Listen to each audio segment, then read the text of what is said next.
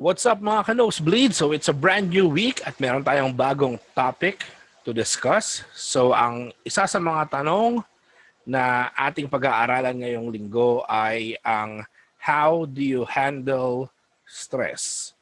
Okay, this question was asked by one of our members, Hazel Toldanas. So Hazel, sana maka-join ka sa mga susunod na meeting natin. Kung hindi ka man maka-join sa live session, of course, you know the drill. Just subscribe to our channel and of course, watch the videos there, lalo na kung may mga na-miss kayo ng mga topic. Of course, don't forget to share it to your friends para naman marami tayong matulungan pa. Okay? And of course, just to let you know, currently we have over 2,300 members. That's good. We're only on our second month and we already have over 2,000 members. So shout out nga pala dun sa mga dati kong agents. Of course, Team Andrew. Yan. Pinakamagaling na team na nakilala ko sa kasaysayan ng call center. Team Andrew, mabuhay kayong lahat. Sana safe kayo dahil recently nagbababagyo. And of course, meron tayong mga sponsors. Itong mga sponsors na to, they're my friends. So we're just supporting their business also kasi our group is not only helping people to get the jobs that they want. Of course, as much as possible, we want people to become very successful also in what they do, regardless if they are applying for a job or starting their own small businesses. Okay? So of course, we have our sponsors. Number one dyan, yung Alak Express. Alak Express, an online liquor shop. And we have the Brap Clothing. Of course, produktong lokal. And yung ating brand new na sponsor, si Daddy Francis. Kapeng Barako ni Daddy Francis. Okay, so let's start our session for the week and enjoy.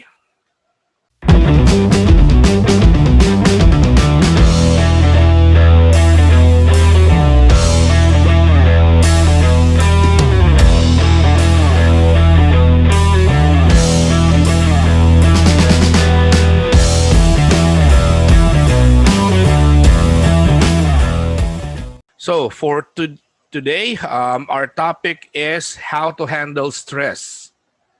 Yan, or how would you handle stress? Isa ito sa mga common na tinatanong sa interview in BPO.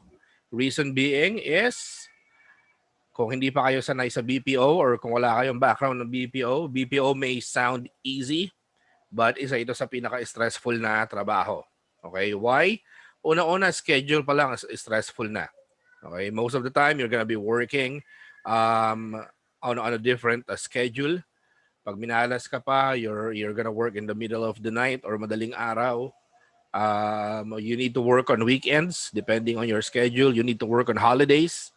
Yan. So if I recall yung first 8 years ko sa BPO, 8 taon na akong hindi nakapag-celebrate ng Pasko, bagong taon. And even yung mga crucial na holiday sa atin sa Pilipinas na parating usually bakasyon tayo like mahal na araw, may pasok yan.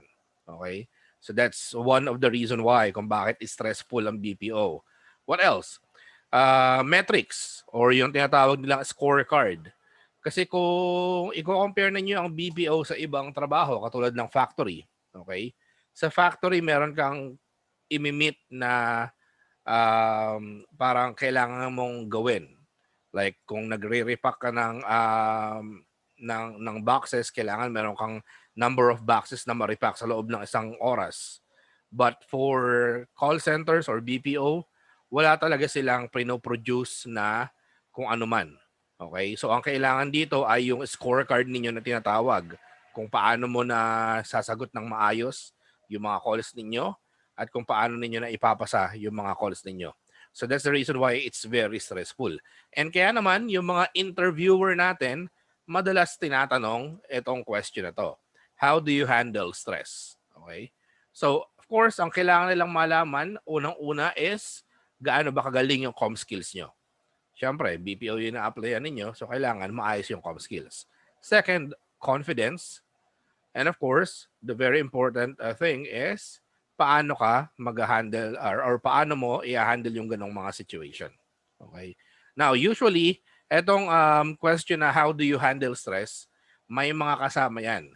Hindi lang yung basta how do you handle stress. Sometimes tinatanong nila kung how do you handle pressure and how do you handle rejection. Okay? So those are the things na tinatanong nila also sa interview. But for now, let's focus on how do you handle stress. Jam, can you hear us? Hello? Yon. Narinig niyo na. Yes, there we go. So can you please turn on your camera? And the topic for the week is how do you handle stress? Okay. So if I may ask you, Jam, how do you handle stress? Hello?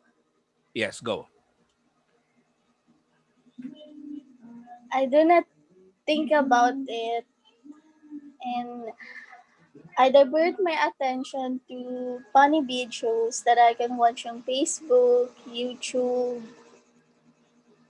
and watching Korean dramas. Okay, very good. So the way you handle stress is you don't think about it. Rather, you focus on different things like watching movies, Facebook videos, and Korean novellas, right? Yes. Okay, that's a good answer. Vanessa, how do you handle stress? I'm sorry, Vanessa, medyo Good day. confused ako sa name mo. Is it Vanessa or Vanessa? Vanessa. Okay. Vanessa. It's a bit hard to Okay. pronounce. But Vanessa, okay, Okay. go. How do you handle stress? So, my previous job was a private teacher. You know that stress is inevitable. And I remember that time we had to submit all the papers work. Lesson will need to be planned. So for me, I handled this situation for working. I need to, in the professional sense, in communicating, and also spend more time working alongside positive and motivated people. That's all. Okay, very good. Mukhang sanay ka na sa tanong na yan, ah. Okay. Okay, May I'll get back apply. on you on that because I like the answer that you provided, and later on we're going to expound bakit maganda yung sagot mo at ano yung mga pwede pa nating i-improve sa sagot mo. So let's go back to the two answers that we had, okay? Both are correct, although I would say na one can really be acceptable, especially if you're applying for a job, okay? Yung sinabi kanina ni Jam, it's good and you explain properly kung paano mo na overcome yung stress. Tama nga naman. If you're stressed, of course, divert it. Move it to a different thing para hindi mo maramdaman yung stress. But what the interviewer wants to know or wants to hear is paano mo ngayon siya maa-apply sa trabaho mo. Which is tama yung sinabi ni Vanessa. Kasi sinabi niya na on my previous job, di ba? She used to be a private teacher. And we all know for a fact that being a private teacher or tutor can be really, really stressful. Okay, that is something na yun yung magandang simula na pwede mong gawin. If you do that, the interviewer can easily relate na, oh, this person has an experience, so it's a plus already for you. And even if you don't have a job experience, pwede mo pa rin i-relate yung stress sa ibang field. Like for example, pwede mong sabihin na when you were studying, right? When you were studying, there's a lot of stress that's happening as well. Yeah, there's a lot of stress happening as well. Like you need to balance your studies, and you need to do a lot of things, especially if you're part of a group. May mga extracurricular activities yan. Okay? Now, ano pa yung mga pwede nating idagdag sa sagot natin? So sabi ko sa inyo kanina, kasama sa tanong na how do you handle stress is how do you handle rejection and how do you handle pressure. Okay? Pressure and rejection can become stress also if not being handled properly. Okay? So pwede niyo sabihin na um, on my previous job or on my previous experience, I used to have a lot of pressure in my job. And due to this pressure, it becomes a stress, and the job becomes very, very hard to do. But the thing that I do is that I tried to get away from the stress factor by talking to positive people or by relaxing right after my shift and not focus on my job. Okay? Yan yung mga bagay na pwede mong sabihin. Malinaw? So again, you need to make sure na magsabi muna kayo ng experience ninyo, maaring job experience siya or anything na pwede mong i-relate sa magiging trabaho mo. And then at the same time, pwede ka magbigay ng mga example. Okay? So let's try it one more time. Jam, can you answer the question once again? How do you handle stress? I look on the brighter side of life. I think positive that there will be good news coming on the way. Okay, so it's almost the same answer that you gave us earlier. So still, hindi mo pa rin siya na-relate sa past experience mo. So if I may ask, Jam, do you have any previous job experience? No, None. Okay. none. Are you a high school graduate? No, none. I know. You're not a high school graduate, so Yes. you're okay. So high school graduate. Tama. No. Okay. Um, So ano yung year level na na-attain mo? um, third year. Third year high school. Third year college. Oh, third year college. Okay. So yeah, high school graduate, third year college. Of course, on your school, there's a lot of activities and there's a lot of things na ginawa mo na merong kaakibat na pressure, right? Yes. Like, can you give me an example? In exam and doing an oral presentation in the class, There you go. being a leader on a project on a Okay. class. There you go. So that is something that you can bring up, okay, dun sa interviewer ninyo. So you can say na, despite me not having an experience in any work, I would say that when I was studying, I am really active in participating in different things like reporting.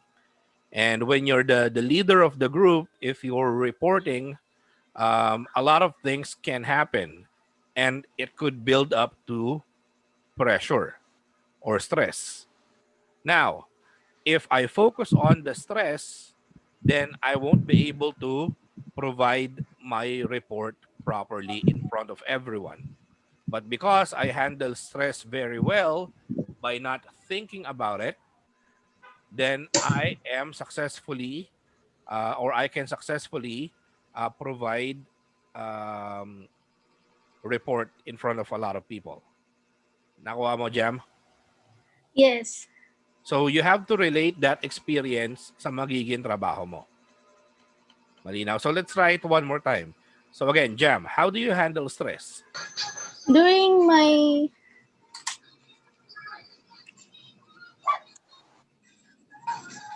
Mm-hmm. sir, I'm gonna repeat what you said. Yeah, or you can Or rephrase it. Pwede mong anuhin lang. Pwede mong paikliin or pwede mong expound pa as long as make it your own. so during my academic years, I I get to present in front of my class. I do online presentation and Okay. So medyo nahihirapan ka sa composition. Okay? So I suggest, Jam, if you're going to answer a certain question, try to write it down and then memorize it. Okay. Kung napapanood mo naman yung videos natin, di ba, may mga different questions doon. I suggest na lahat ng tanong doon isulat mo sa papel, pati yung sagot mo, and then try to deliver it para mas ma-practice ka ng maayos. Okay? Okay po. Okay. So, Phil, our topic for the week is how do you handle stress? So if I may ask you, Na-late ako. yeah, Hmm. how do you handle stress? Well, for me, how I handle the stress is that, for me, it is inevitable and unavoidable, right? And it's always been the part of the job.